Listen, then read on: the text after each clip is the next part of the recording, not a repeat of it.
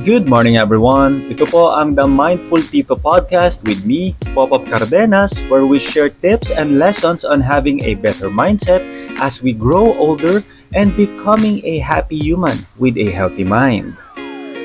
FYI, I'm here to share my life experiences, successes, and failures.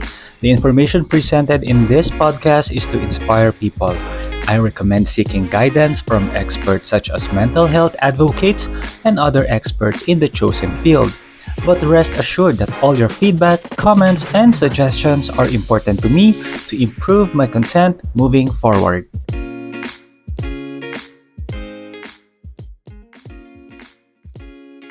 Welcome to episode 32, kung saan tatalakayin naman natin how we can protect our energy sa bawat araw. Ano yung mga dapat gawin para protektahan natin ang ating sarili at ang ating lakas sa mundong nababalutan ng stress.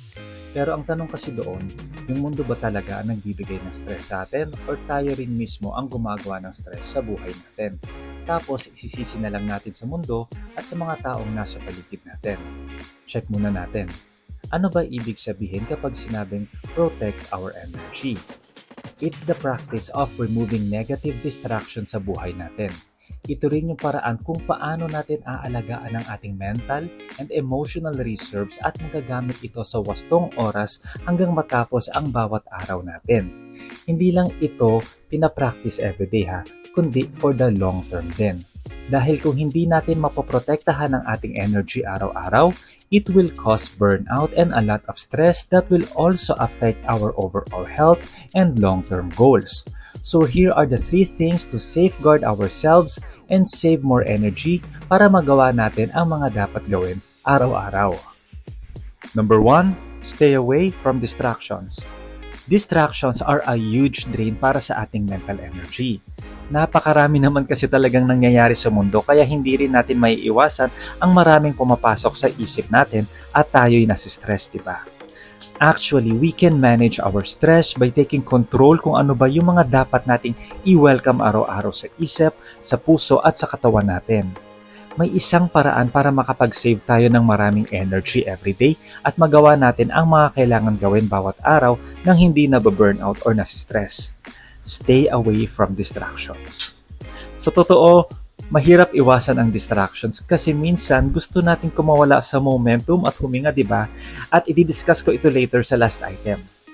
Pero we need to limit ourselves sa distractions tulad ng scrolling on social media, procrastinating sa mga bagay na hindi naman importante, at magpadala sa mga unimportant notifications na hindi naman dapat kasama sa araw mo. Kasi ito ang mga bagay na sisira ng focus natin para gawin ang mga tasks, action items, and goals natin sa buhay. One good example is, pagkagising pa lang natin sa umaga, aabutin kaagad natin ang cellphones natin para mag-check ng notifications and social media. Magbabrowse kaagad tayo sa mga social media feeds tulad ng celebrity gossips, mga post ng mga kaibigan natin, or watching nonsense YouTube videos. It's a bad habit. Kasi para tayo nagpapapasok kaagad ng maraming tao sa isip natin that will distract us na gawin yung mga importanteng bagay na ginagawa dapat natin sa umaga. Scrolling on social media and checking your phone in the morning will drain your mental and emotional energy kaagad. Kaya minsan, ang bigat ng feeling natin, di ba, pagkagising sa umaga kapag nag-check kaagad tayo ng cellphones natin. Kaya it's better to put your phone away bago matulog, yung tipong hindi mo ito maaabot. I suggest you do a healthy morning routine that will take 15 to 30 minutes of your time tulad ng meditation, prayers, reading a book, writing a daily journal, or doing basic exercises tulad ng stretching or yoga. Kasi pag nasimulan mo ng isang magandang morning routine ang umaga mo at hindi ka nagpadala sa mga distractions, madadala mo ito ng buong araw and mapaprioritize mo yung energy mo to do the important things hanggang matapos ang araw mo. Pero mas magiging effective ito kung ilalatag natin ng mas maayos ang mga kailangan natin gawin everyday by writing down your tasks and action items pa lang every Sunday or bago magsimula ang darating na linggo.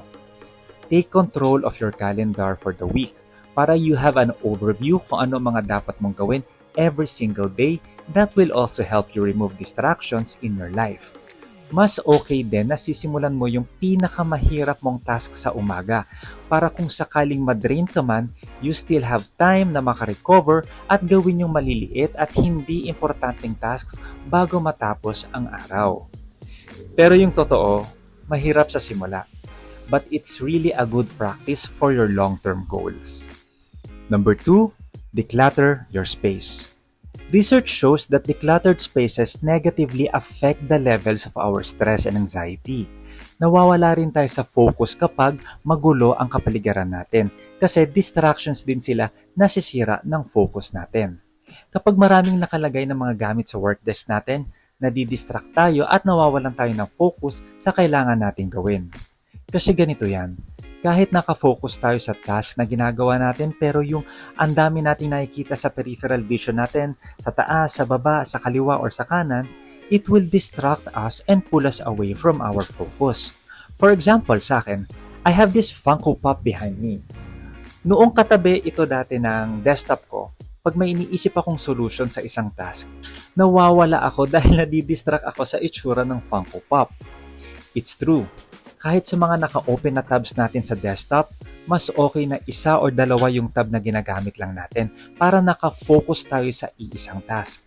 Kasi kapag napakaraming tabs na nakabukas, madidistract tayo at hindi tayo makapag-focus. Ang mangyayari nito is, nakakapag-multitask tayo ng di oras. And I'm telling you that multitasking is not a good habit dahil nagbibigay ito ng multi-level na stress din that will cause burnout. Kaya importante na malinis ang work desk natin. This is applicable to our mental health din. Diba kapag marami tayong iniisip ng mga bagay na burnout tayo, mas nakakapagod ito kaysa mag-gym ng 1 oras, diba? Minsan, kapag may isang problema tayong gustong solusyonan, ang ginagawa natin, dinidelay natin ito by scrolling in social media. Ang excuse natin para makapagpahinga ang isip. Pero it is not. Mas lalong ginugulo ng social media ang isip natin dahil mas maraming pumapasok na information na gugulo lamang sa utak natin. Kaya it's really important to declutter your mind and your work environment to avoid negative energy. Number 3, take mindful breaks. Importante ang magpahinga at huminga kapag hyper-focus tayo sa mga kailangan natin gawin araw-araw. Sinasabi ng iba na sayang lang yung oras kung magpapahinga pa ako ng 5 to 10 minutes. Kaya mas okay na ituloy-tuloy ko na lang yung trabaho para matapos ng mas maaga. But yung totoo, it will give you more stress and burnout. And at the end of the day, wala ka ng energy sa iba pang mga bagay.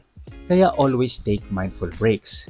If I say mindful breaks, I take 5 to 10 personal time tulad ng quick breathing, reading a book, writing a journal, move your body like maglakad ka sa labas ng saglit, or do some basic stretching. Sa akin ang ginagawa ko, I do the Pomodoro technique kung saan hyper-focus ako ng 25 minutes sa trabaho, tapos I will give myself 5 to 10 minute break by walking outside my room.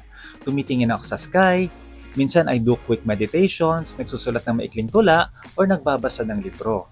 Tapos babalik ulit ako sa task after 5 to 10 minutes and binibigyan ako lalo nito ng mas maraming energy and motivation para gawin yung mga tasks and goals ko every single day. At tuwing ginagawa ko ito, never ako nababurn out at nakaharap ko ang mga stress sa buhay na may natitira pang konting lakas at the end of the day. Actually, I am happy and proud na hindi ako nagsuscroll sa social media tuwing nagbe-break. May tamang oras kasi ako para sa social media. Nagbabrowse lang ako ng social media between 7 p.m. to 7:30 p.m. I limit distractions so I can save more time and energy.